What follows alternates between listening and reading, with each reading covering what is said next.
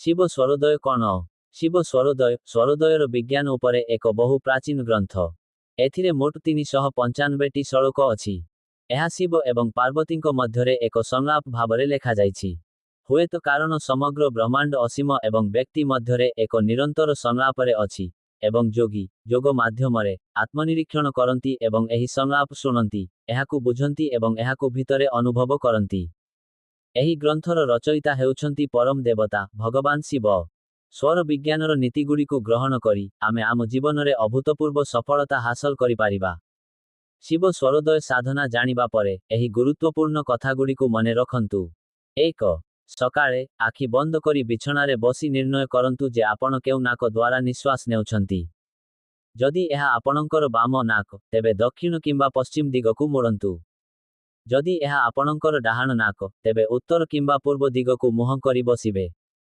ତାପରେ ଆପଣଙ୍କ ମୁହଁର ଅନ୍ୟ ପାର୍ଶ୍ୱରେ ଥିବା ହାତର ତାଳୁ ସାହାଯ୍ୟରେ ଆପଣଙ୍କ ମୁହଁକୁ ସ୍ପର୍ଶ କରନ୍ତୁ।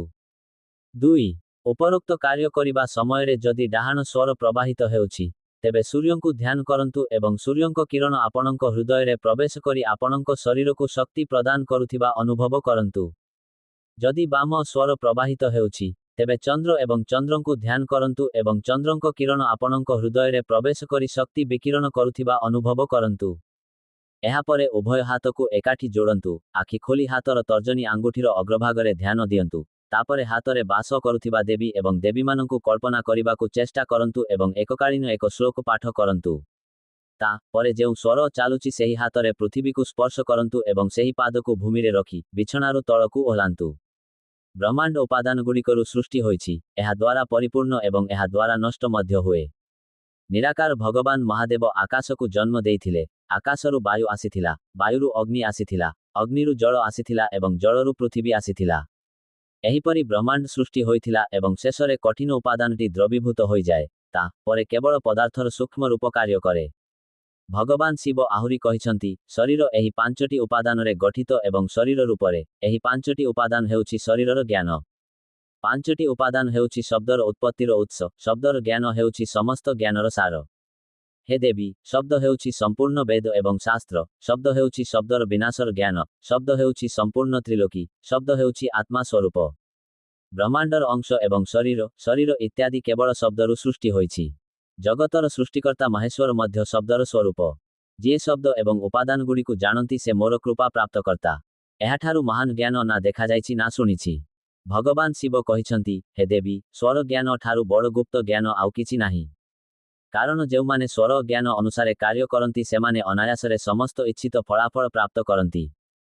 ସ୍ୱର ଯୋଗ ଶରୀର ଗଠନ ସହିତ ଜଡ଼ିତ ଏବଂ ଶ୍ୱାସକ୍ରିୟା ପ୍ରକ୍ରିୟା ସିଧାସଳଖ ପେଟ ସହିତ ଜଡ଼ିତ। ତେଣୁ ପ୍ରାଣାୟାମ ମାଧ୍ୟମରେ ପ୍ରାଣୀ ବାୟୁକୁ ପେଟ ପ୍ରଣାଳୀକୁ ନେଇ ଏବଂ ଏହି ପ୍ରକାରେ ନାଭି କେନ୍ଦ୍ର ସହିତ ଘର୍ଷଣ ଦ୍ୱାରା ଏହା ଭିତରେ ଥିବା ସୁପ୍ତ ଶକ୍ତିକୁ ଜାଗ୍ରତ କରିବା ପାଇଁ କରାଯାଏ। ବାୟୁର ଏହି ଉପାଦାନକୁ ଆୟତ୍ତ କରି ବ୍ୟକ୍ତି ନିଜକୁ ଅନେକ ଉପାୟରେ ଲାଭବାନ କରିପାରିବ। ବିଜ୍ଞାନ ଚକୋଷ ହେଉଛି ବାୟୁର ପ୍ରାଥମିକ ଆବରଣ। 2. ସ୍ୱର ଶାସ୍ତ୍ର ଅନୁସାରେ ନିଶ୍ୱାସ ଏବଂ ନିଶ୍ୱାସ ନେବାର ସ୍ପନ୍ଦନକୁ ନାଡ଼ି କୁହାଯାଏ। ଶରୀରରେ ଏପରି 72,000 ନାଡ଼ି ଅଛି। ସେମାନଙ୍କୁ କେବଳ ସ୍ନାୟୁ ଭାବରେ ବିବେଚନା କରନ୍ତୁ ନାହିଁ, ଏଗୁଡ଼ିକ ସ୍ପଷ୍ଟ ଭାବରେ ଗୁରୁତ୍ୱପୂର୍ଣ୍ଣ ବାୟୁଗତିର ପଥ। ନାଭି ହେଉଛି କୁଣ୍ଡଳିନୀ ଆକୃତିର ସମାନ ନାଡ଼ି, ଯେଉଁଠାରୁ 10ଟି ନାଡ଼ି ବାହାରି ଶରୀରର ବିଭିନ୍ନ ଅଂଶକୁ ନେଇଯାଏ। ଏହା ପ୍ରଥମ 3ଟି ମୁଖ୍ୟ। ଇଡ଼ାକୁ ଚନ୍ଦ୍ର କୁହାଯାଏ ଏବଂ ଏହା ବାମ ନାସିକା। ପିଙ୍ଗଳାକୁ ସୂର୍ଯ୍ୟ କୁହାଯାଏ ଏବଂ ଏହା ଡାହାଣ ନାସିକା। ସୁଷୁମ୍ନାକୁ ବାୟୁ କୁହାଯାଏ ଏବଂ ଏହା ଉଭୟ ନାସିକାର ବାୟୁ। ଯେପରି ସୂର୍ଯ୍ୟ ଏବଂ ଚନ୍ଦ୍ର ଏହି ଜଗତରେ ନିୟନ୍ତ୍ରଣ ସହିତ ସେମାନଙ୍କର କାର୍ଯ୍ୟ କରନ୍ତି, ସେହିପରି ଇଡ଼ା ଏବଂ ପିଙ୍ଗଳା ମଧ୍ୟ ଏହି ଜୀବନରେ ନିୟନ୍ତ୍ରଣ ସହିତ ସେମାନଙ୍କର କାର୍ଯ୍ୟ କରନ୍ତି। ଶରୀରରେ 10ଟି ଦ୍ୱାର ଏବଂ 6ଟି ସ୍ନାୟୁ ଅଛି। ହଠ ଯୋଗରେ ନାଭି ବିନ୍ଦୁ ଅର୍ଥାତ୍ କୁଣ୍ଡଳିନୀ ବିନ୍ଦୁ ମଳଦ୍ୱାରରୁ ଲିଙ୍ଗ ଆଡ଼କୁ 2 ଆଙ୍ଗୁଠି ଦୂରରେ ମୂଳାଧାର ଚକ୍ର ଭାବରେ ଚିହ୍ନିତ।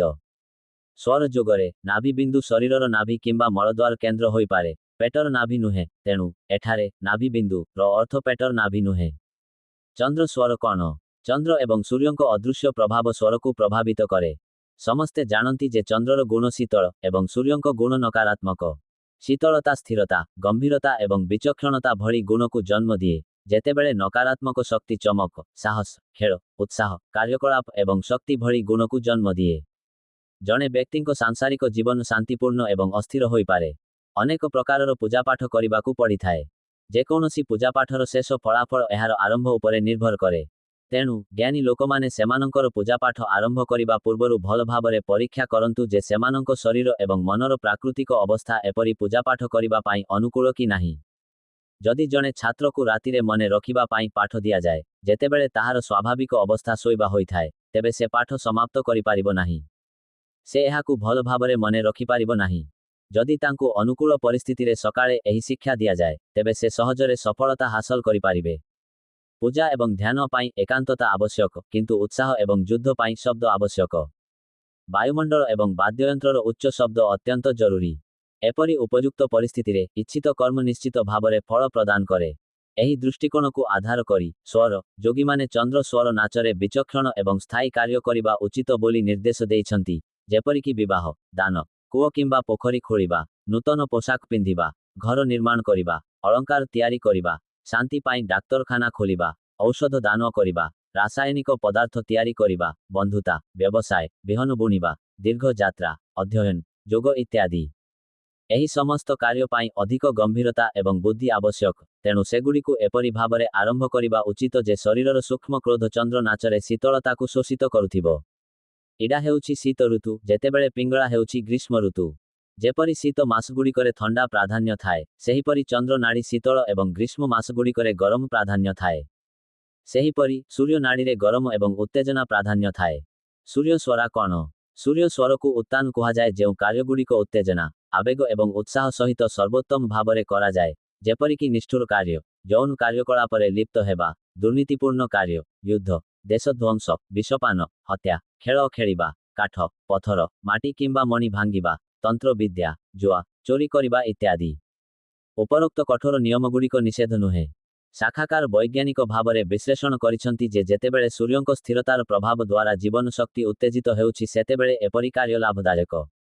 ଜଣେ ବ୍ୟକ୍ତି କିପରି ଶାନ୍ତିପୂର୍ଣ୍ଣ ଭାବରେ ଏପରି କାର୍ଯ୍ୟ କରିପାରିବେ? ଏହାର ଅର୍ଥ ନୁହେଁ ଯେ ସୂର୍ଯ୍ୟ କ୍ରମର କୌଣସି କାର୍ଯ୍ୟ ନାହିଁ। ଦେଶ, ସମ୍ପ୍ରଦାୟ ଏବଂ ଏହା ଉପରେ ନିର୍ଭରଶୀଳ ଲୋକଙ୍କୁ ସୁରକ୍ଷା ଦେବା ପାଇଁ ମଧ୍ୟ ସଂଘର୍ଷ ଏବଂ ଯୁଦ୍ଧ କରାଯାଇପାରିବ। ସେହିପରି ସମ୍ପ୍ରଦାୟ ଏବଂ ପରିବାର ପାଇଁ ବିଶେଷ ପ୍ରୟାସ ଆବଶ୍ୟକ କରୁଥିବା ବିଶେଷ କାର୍ଯ୍ୟଗୁଡ଼ିକର ସମ୍ପାଦନ ଅତ୍ୟନ୍ତ ଜରୁରୀ। ଏଗୁଡ଼ିକ ମଧ୍ୟ ସୂର୍ଯ୍ୟ କ୍ରମର। ସୁଷୁମ୍ନା ସ୍ୱର କ'ଣ? ଯେତେବେଳେ ଉଭୟ ନାଡ଼ି, ସ୍ନାୟୁ, ଇଡ଼ା ଏବଂ ପିଙ୍ଗଳା କିଛି ମୁହୂର୍ତ୍ତ ପାଇଁ ବନ୍ଦ ହୋଇଯାଏ ଏବଂ ସୁଷୁମ୍ନା ସୂର୍ଯ୍ୟୋଦୟ ଜାରି ରହେ, ଶରୀର ସାଧାରଣତଃ ଏକତ୍ରିତ ଅବସ୍ଥାରେ ପହଞ୍ଚିଥାଏ। ତାହା ସନ୍ଧ୍ୟା ସମୟ। ଦିନର ସୂର୍ଯ୍ୟୋଦୟ ଏବଂ ସୂର୍ଯ୍ୟାସ୍ତକୁ ସନ୍ଧ୍ୟା ସମୟ ମଧ୍ୟ କୁହାଯାଏ। ଏହି ଅସ୍ଥିରତା ସମୟରେ ସାଂସାରିକ ଭାବନାଗୁଡ଼ିକ କେନ୍ଦ୍ରିତ ହୋଇଯାଏ ଏବଂ ସାଂସାରିକ ପ୍ରତି ନିରପେକ୍ଷତା, ଉଦାସୀନତା ଏବଂ ଅନାଗ୍ରହ ବିକଶିତ ହେବା ଆରମ୍ଭ ହୁଏ। ସ୍ୱରର ସାଂସାରିକତା ମଧ୍ୟ ମନକୁ ସାଂସାରିକ କାର୍ଯ୍ୟକଳାପ ପ୍ରତି କିଛିଟା ଉଦାସୀନ କରିଥାଏ।